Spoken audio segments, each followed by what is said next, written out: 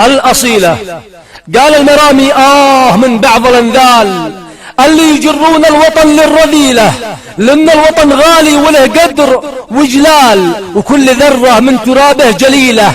هذا يمنى كيف يبتاع بالمال، والله ما نعطيه ليدي عميلة. هذا يمنى مصنع أبطال ورجال، واللي يريد المجد لازم يجيله.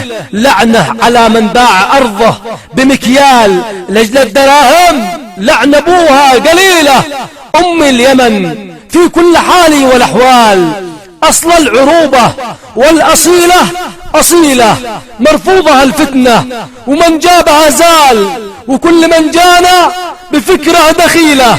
هذا يمنى شرق وجنوب وشمال، واللي يحاول شطرها بانزيله.